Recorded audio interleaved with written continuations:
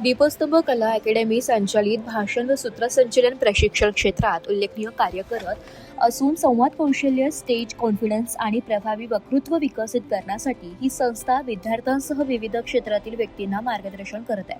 पुण्यातील भैरवनगर, धानोरी येथे कार्यरत असलेल्या या अकॅडमीचे ब्रीदवाक्य प्रभावी बोला, जग जिंका असे असून या माध्यमातून अनेकांना आत्मविश्वासाने व्यक्त होण्याची प्रेरणा मिळत आहे.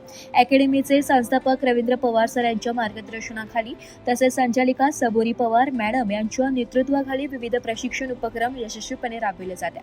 भाषण कला, सूत्रसंचलन, देहबोली, संवाद कौशल्य आणि मंचावरील सादरीकरण यांसारख्या विषयांवर विशेष भर देणाऱ्या या प्रशिक्षणातून आजवर अनेक विद्यार्थी, उद्योजक, सामाजिक कार्यकर्ते तसेच विविध क्षेत्रातील अधिकारी घडले आहेत.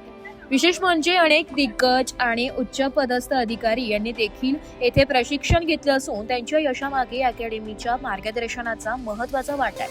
पुण्यातील शारदा कला मंच अंतर्गत कार्यरत असलेली दीपस्तंभ कला अकॅडमी आज प्रभावी वक्तृत्व आणि सूत्रसंचलन प्रशिक्षण क्षेत्रातील एक विश्वासार्ह नाव बनली आहे. व्यक्तिमत्व विकासासोबतच विचार प्रभावीपणे मांडण्याची कला शिकविणारी ही संस्था अनेकांच्या यशाचा दीपस्तंभ ठरत आहे. दीपस्तंभ कला अकॅडमी पुणे शारदा कला मंच सुरू करण्यामागे नेमकी प्रेरणा काय होती, काय सांगाल? दीपस्तंभ कला अकॅडमीची सुरुवात ही खऱ्या अर्थाने मी अनेक ठिकाणी व्याख्यानाला जायचो, सूत्रसंचलनाच्या कार्यक्रमामध्ये सहभागी व्हायचो आणि हे चांगलं बोलणं लोकांना आवडायचं.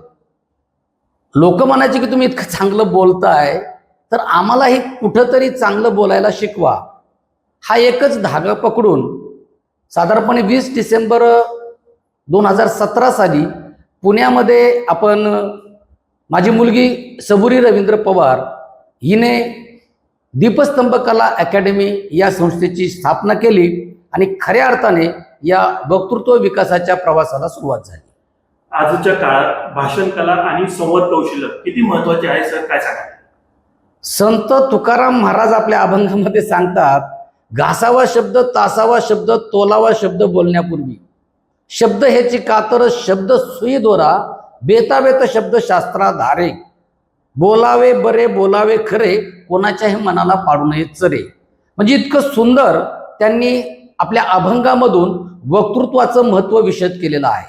संवाद कौशल्य इतकं महत्त्वाचं आहे की हल्ली माणसाला माणसाशी कसं बोलावं हे सुद्धा समजत नाही, तर माईकवर बोलणं फार अवघड आहे. स्टेजची भीती घालवण्यासाठी आपण कोणत्या पद्धती वापरतात सर, काय सांगाल?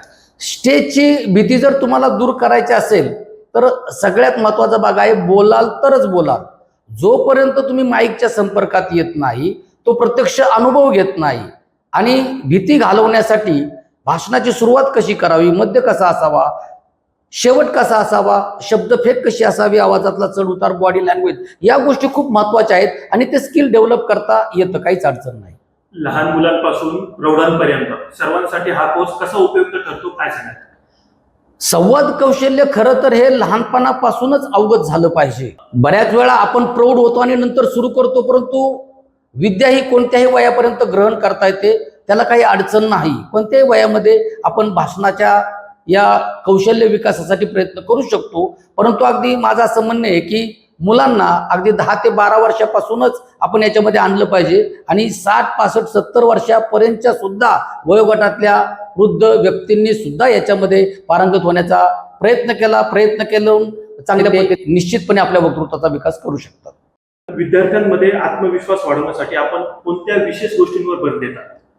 विद्यार्थ्यांचा आत्मविश्वास हल्ली कुठेही जा, बोलण्याच्या जागा कमी झालेल्या आहेत. मुलं घरात मोबाईलवरच जास्त वेळ करून अडकून पडलेली असतात. म्हणून पूर्वीच्या काळी मुलं बालसभा असायच्या, महापुरुषांच्या स्मृती दिनाचे कार्यक्रम शाळेत असायचे, अशा विविध कार्यक्रमात मुलं भाग घ्यायची आणि त्यांचा आत्मविश्वास वाढायचा. बोलण्याच्या जागा भरपूर होत्या. परंतु आता हल्ली जाणीवपूर्वक त्यांचा आत्मविश्वास वाढवण्यासाठी आपल्यावर त्यांना संस्कार करावे लागणार आहेत आणि जे भाषणाची कौशल्य आहेत ती जाणीवपूर्वक त्यांच्यामध्ये रुजवावी लागतील, त्यांची प्रॅक्टिस करून घ्यावी लागेल आणि जेवढं ते जास्त बोलतील तेवढा त्यांचा बोलण्यातला आत्मविश्वास वाढेल, वाचनाची आवड वाढेल आणि निश्चितपणे त्यांच्या वक्तृत्व विकासाच्या माध्यमातून त्यांचा आत्मविश्वास हा भविष्यात दृढ पक्का झाल्याशिवाय राहणार नाही, याची मला खात्री आहे.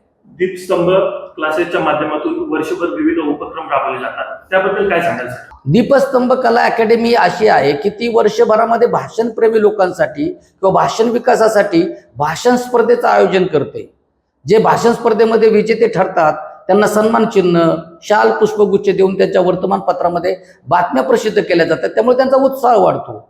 एक दिवसाच्या मोफत कार्यशाळेचं आयोजन या ठिकाणी दीपस्तंभ कला अकॅडमी करत असते. याशिवाय ऑनलाईन मोफत कार्यशाळा सुद्धा आपल्याकडे घेतल्या जातात. विविध प्रकारच्या उपक्रमाच्या माध्यमातून सातत्यपूर्ण त्यांना या भाषणाच्या प्रवाहात ठेवण्यासाठी दीपस्तंभ ही कार्यरत आहे आणि सतत काम करत राहते.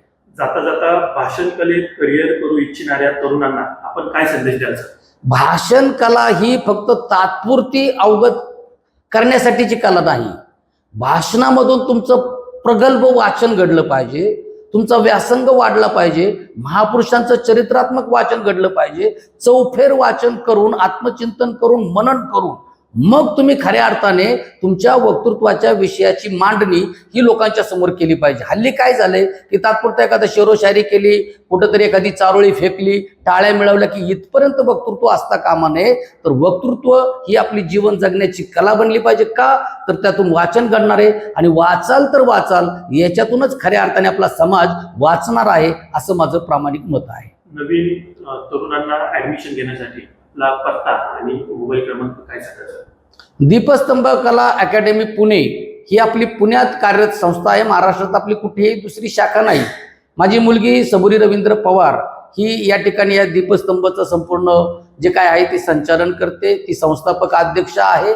आणि इथं जर तुम्हाला क्लास करायचा असेल पुण्यामध्ये तर विश्रांतवाडी नावाचा एक परिसर आहे जो येरवडा जेलच्या परिसरामध्ये, आळंदी रोडच्या परिसरामध्ये येतो. आणि इथं आपलं पुण्यामध्ये धानोरी पुणे 15 या ठिकाणी सेंटर आहे. महाराष्ट्रातले लोक या ठिकाणी येतात, चांगल्या पद्धतीचं प्रशिक्षण घेतात आणि आपल्या कार्यक्षेत्रामध्ये एक चांगल्या प्रकारचा ठसा आपला उमटवतात. विविध क्षेत्रामध्ये लोक आता उतरलेले आहेत. म्हणजे सूत्रसंचालन असेल, सूत्रसंचालनामध्ये प्रोफेशनल काम करतात, चांगल्या प्रकारचे प्रसिद्ध व्यावसायिक व्याख्याते झालेले आहेत. याशिवाय ते ज्या क्षेत्रामध्ये काम करतात त्या क्षेत्रामध्ये तिथल्या त्यांच्या कर्मचाऱ्यांना वगैरे चांगल्या प्रकारचं प्रबोधन करून त्यांनी त्यांच्या वक्तृत्वाची छाप सर्वांवर उमटवलेली आहे. नेतृत्व करण्याची संधी त्यांना मिळत आहे. जर या ठिकाणी तुम्हाला दीपस्तंभशी संपर्क साधायचा असेल तर तुम्ही 98 23 63 72 73 सबुरी पवार यांच्या मोबाईलवर संपर्क साधून तुमच्या ज्या काही शंका असतील, प्रश्न असतील त्याचं निराकरण करू शकता. पुन्हा एकदा मोबाईल सांगतो, 98 23 63 72 73. ब्युरो रिपोर्ट, नाशिक लोकशाही न्यूज, नाशिक.